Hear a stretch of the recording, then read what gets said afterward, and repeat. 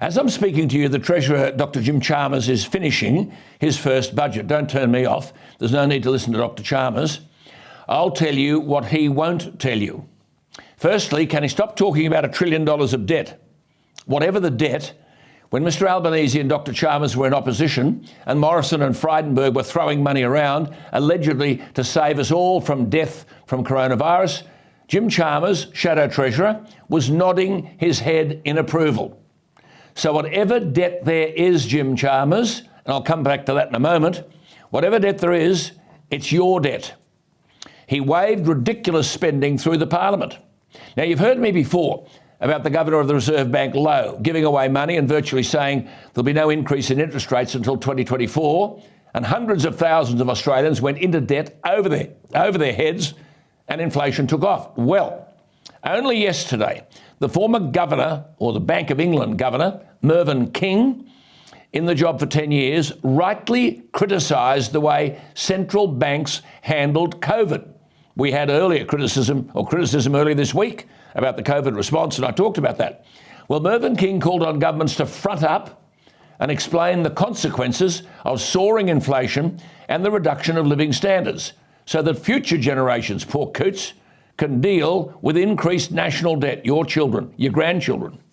Mervyn King said that mortgage rates were, quote, clearly going to go up, but then said all central banks, quote, made the mistake, unquote, during the lockdown period of, quote, thinking that they should print a lot of money to support the economy, unquote. Now, as you know, I criticised this extravagant waste, but Jim Chalmers waved it through. The former Bank of England Governor Mervyn King said, quote, all central banks in the West, unquote, had failed in their duty to control inflation.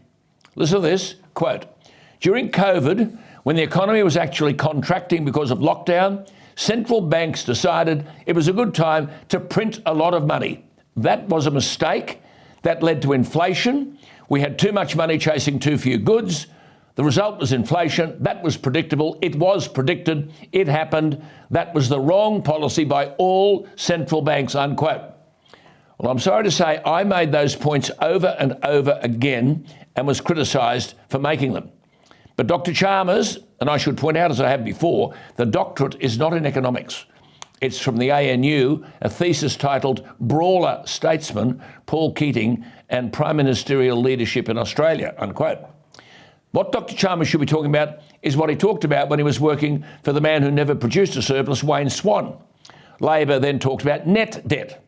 Our net debt is eye-watering, but it's not $1 trillion. It went from $491 billion in 2019-20 to $632 billion in the financial year just completed at June 30. $632 billion. Now remember, when Labor last came to office in 2007, the Howard Costello government had left $40 billion in the till. No debt. By the time Labor finished, there was $210 billion of debt. No coronavirus. $210 billion of debt. I repeat, Labor can't keep throwing bombs at the opposition and blaming them for this eye-watering figure because Labor in opposition nodded its agreement when all this cash was being splashed around because of coronavirus.